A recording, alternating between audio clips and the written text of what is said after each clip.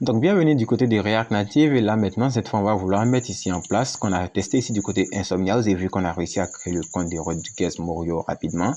Donc, on va vouloir tester ça ici du côté de Insomnia. Donc, là, du côté d'Insomnia, on va vouloir modifier pas mal de choses. Et là, ma souris est un peu plantée. Donc là, on va rien modifier, je plaisantais.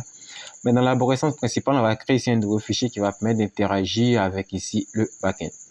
Donc là, on va lui dire que ça sera, on va l'appeler ici HTTP.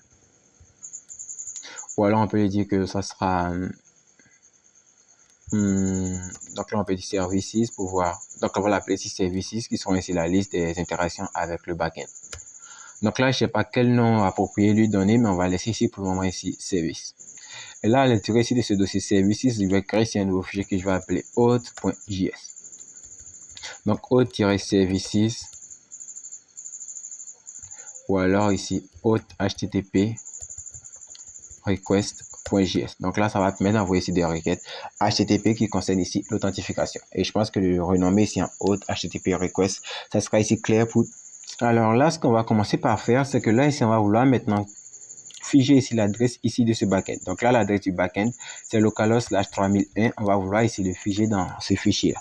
Donc là, on mettra ici une const qu'on va appeler backend URL. Et on dirait que ça sera égal à ça. Donc là, égal à ça pour le moment. Donc là, ça sera l'adresse ici du backend. Ensuite, ici, pour pouvoir ici faire ici des interactions avec le backend, il va falloir qu'on puisse utiliser ici un client pour pouvoir communiquer. Donc là, ici, on peut utiliser ici la méthode fetch native de JavaScript. Donc cette méthode-là, mais moi, je l'aime pas trop. Bien vrai que je sais comment l'utiliser, que je peux l'utiliser, mais je vais recommander ici un outil qui est beaucoup plus adapté selon moi. Donc là, on va aller ici au niveau de notre terminal. Ici, on va ouvrir ici un nouveau terminal et on va installer ici un nouveau package qui va faciliter ici le travail pour nous. Donc là, ici, on va taper ici npmi et on va installer ici le client Axios pour pouvoir interagir avec notre backend. Donc là, on fait npmi de Axios et là, on va taper ici sur Entrée pouvoir pour permettre à Axios d'intégrer ici notre projet. On a Axios qui a intégré notre projet et laisser la vulnérabilité, ça ne posera pas de problème, on pourra régler ça plus tard. Et ce qu'on va faire, c'est que là, on va faire redescendre ici le terminal et on va retenir ici sur le côté note pour pouvoir voir ici les logs de notre application. Et là, je vais un peu agrandir ici les logs. Donc, la première chose à faire lorsqu'on travaille ici, on va travailler ici avec Axios. On va créer ici un nouveau, on va l'importer et là, on va importer Axios from Axios. Ensuite, là, on va créer ici une fonction qui va permettre de créer ici le compte d'un utilisateur.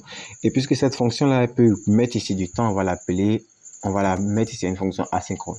Donc là, on va mettre async function sign in. Donc, ces deux mots me mélangent. Je ne sais pas toujours si c'est sign in ou sign up. Donc, je vais voir quel nom j'ai mis ici, sign up. Donc, export function sign up. Et on va dire que cette fonction sign-up, elle entend ici des données. Et ces données-là sont les données qui sont fournies, par exemple, ici, telles que le first name, le last name, l'email et le password. Donc là, cette fonction-là, elle attend ici des données. Donc là, on va lui dire qu'elle attend ici des paramètres. Et ces paramètres-là doivent ressembler ici à ça.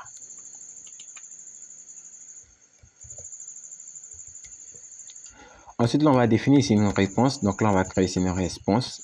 Et là, on va lui dire que ça sera égal à await. Donc là, on va patienter pour recevoir ici le résultat.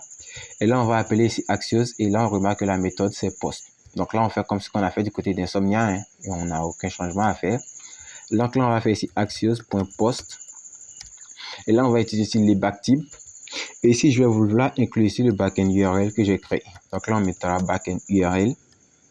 Et là, je mettrai ici /auth/login. Et là, j'enverrai en même temps aussi les données. Donc là, les datas que l'utilisateur aura envoyées. Ensuite, encore au niveau ici de Axios, je vous avais dit qu'on devait ici intégrer ici le content type à application JSON. Donc là, il va falloir qu'on attache ici le header du côté aussi de notre application de Axios. Donc, juste après avoir passé ici les datas, on ouvre ici une nouvelle accolade après une virgule. On va maintenant lui dire que tu dois partir vers cette adresse avec un header. Et le header que tu vas prendre partie, c'est le content type et sa valeur, ça doit être application/JSON. Parce qu'au niveau ici du backend, on a mis ici un encodage spécifique pour qu'il puisse accepter ici ce genre de content type.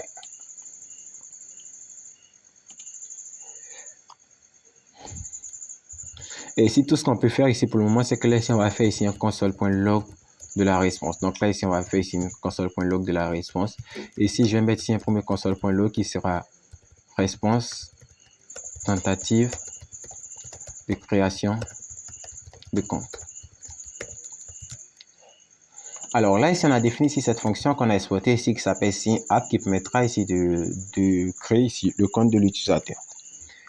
Alors, du côté ici, comment est-ce qu'on peut faire ici pour l'utiliser? Du côté ici des écrans, donc là où on a mis ici les écrans dans les dossiers screen, on va aller ouvrir le dossier hôte et on va chercher le fichier signup.js. Donc là, ce fichier-là. Et ce fichier-là, vous vous rappelez, on a fait ici pas mal de validations pour nous assurer que ce fichier était vraiment bien renseigné. Et on avait créé ici une fonction handleSubmit qui retenait ici le formulaire valide lorsque tout le formulaire avait été renseigné. Donc là, on peut retenter encore une dernière fois. Donc là, pour le nom, on mettra ici Luis. Pour le prénom, on mettra ici Gomez. Donc là, j'ai lancé en même temps le back-end et le front-end. Et puisque mon ordinateur n'est pas vraiment puissant, il bloque. Donc là, pour le mail, on mettra ici Luis Gomez. Donc là, le arrobase, je le mets directement ici, @gmail.com. Pour le mot de passe, on prendra ici du AZERTY. Donc là, ça sera ici le mot de passe. Et puisqu'on a renseigné ici tous ces champs-là, si on clique ici sur m'inscrire, on aura un formulaire valide. Donc là, on sera ici dans ce bloc-là.